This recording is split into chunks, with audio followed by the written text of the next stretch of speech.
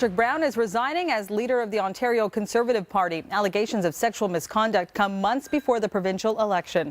Our Mark Carcasole is live outside of Queen's Park this morning with more on this story. Hi, Mark.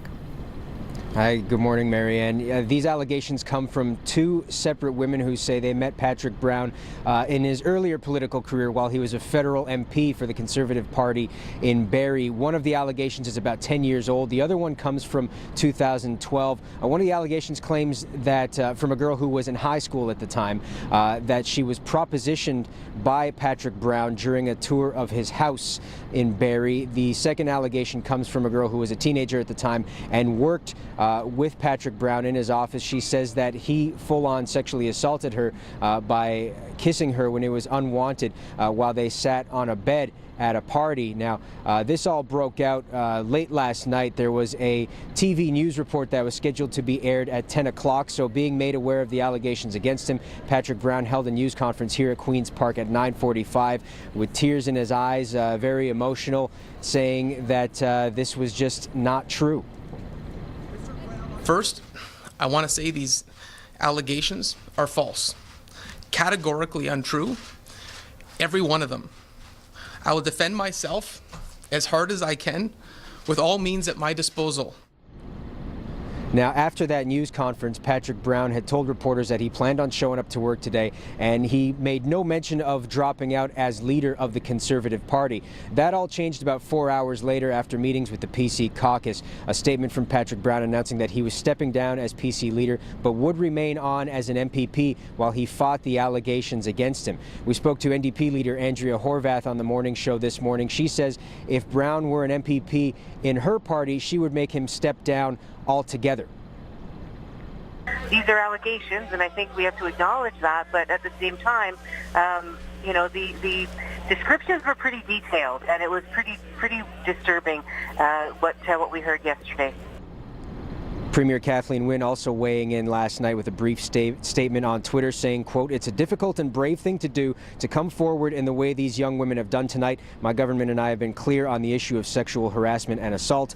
In fact, our policy and our ad were called It's Never Okay." So, next steps now for the PC party. You've got less than 5 months till a provincial election. They've got to find a new leader. We don't know exactly who that might be. There's all sorts of rumors and speculation at this point, and we don't know exactly what the process will be to determine who that new leader of the party will be. I'm sure we will get more information here at Queen's Park throughout the day. Stay tuned to Global News at 5:30 and online at globalnews.ca/Toronto for the latest updates on this situation. Marianne, back to you. All right, thanks so much, Mark, live outside of Queen's Park. And for more on this, Global News anchor and Queen's Park Bureau Chief Alan Carter joins us now live in studio. Hi, Alan. Well, so much to talk about this, right?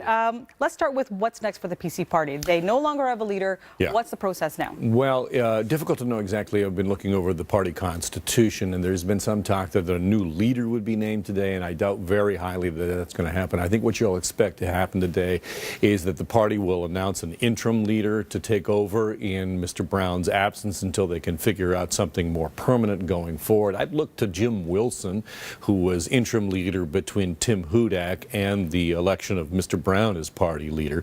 Perhaps he will resume that role. He won quite a bit of critical reviews for his performance in that. And then what we'll be looking for today is what is the party going to do in terms of choosing a new leader? They have a very short runway here. June 7th is the provincial election. There's been some talk I see on Twitter about maybe Kathleen Wynne will call a snap election to try and take advantage of that. We have a fixed election date law in this province. That is not going to happen. June 7th will still be the election date. The question is what kind of processes are the PCs are going to put in place to be able to have some kind of semblance of leadership, to have somebody who can go into the campaign and lead this party. How much will that impact the election itself with so much going on just a few months beforehand? Well, it's an entirely new game. All of the prognostications that we've all made in terms of how we see this play out are now done, because the Progressive Conservative platform has got Patrick Brown's face right on it. It's the People's Guarantee from Patrick Brown. And Mr. Brown himself has moved that party rather severely and sharply to the center, to some criticism from his right flank. Now, Can another leader come in and just take his platform and say, we're going to just continue on with the policies that Mr. Brown and the party has established, or will it take the party in a different direction? That is what a leadership campaign is about. A leadership campaign is about what kind of party do you want to be. So now we really have no idea what the PC party will stand for in this coming election. And finally, he's stepped down from the party leader position, but he's still an MPP. Why is that? Well, probably because he wants to continue to pull a paycheck, I would imagine. I mean, he hasn't given up his job altogether, and really he does not have to. Let's keep in mind that these are allegations, that Mr. Brown does have the opportunity to defend himself, as he said he should.